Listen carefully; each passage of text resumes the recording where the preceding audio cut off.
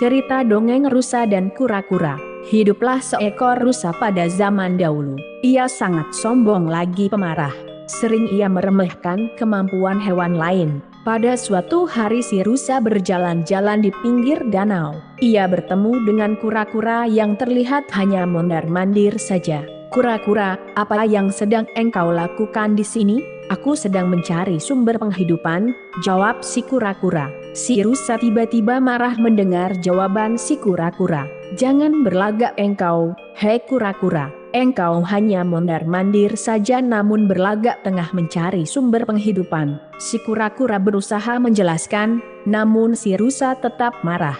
Bahkan, si rusa mengancam akan menginjak tubuh si kura-kura. Si kura-kura yang jengkel akhirnya menantang untuk mengadu kekuatan betis kaki. Si rusa sangat marah mendengar tantangan si kura-kura untuk mengadu betis. Ia pun meminta agar si kura-kura menendang betisnya terlebih dahulu. "Tendanglah sekeras-kerasnya, semampu yang engkau bisa lakukan." Si kura-kura tidak bersedia melakukannya. Katanya, "Jika aku menendang betismu, engkau akan jatuh dan tidak bisa membalas menendangku." Si rusa kian marah mendengar ucapan si kura-kura. Ia pun bersiap-siap untuk menendang. Ia berancang-ancang. Ketika dirasanya tepat, ia pun menendang dengan kaki depannya sekuat-kuatnya.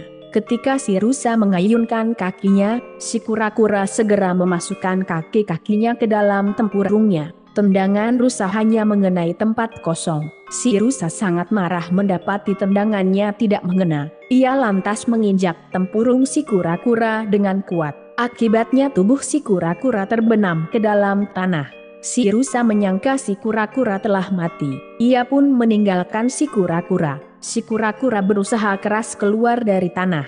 Setelah seminggu berusaha, si kura-kura akhirnya berhasil keluar dari tanah. Ia lalu mencari si rusa. Ditemukannya si rusa setelah beberapa hari mencari.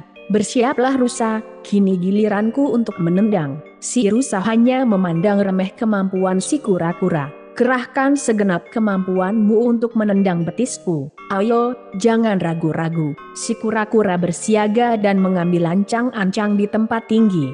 Ia lalu menggelindingkan tubuhnya. Ketika hampir tiba di dekat tubuh si rusa, ia pun menaikkan tubuhnya hingga tubuhnya melayang. Si kura-kura mengincar hidung si rusa. Begitu kerasnya tempurung si kura-kura mengena hingga hidung si rusa putus. Seketika itu si rusa yang sombong itu pun mati. Pesan moral dari cerita dongeng hewan fabel rusa dan kura-kura adalah jangan sombong dan meremehkan kemampuan orang lain. Kesombongan hanya akan mendatangkan kerugian dan penyesalan di kemudian hari.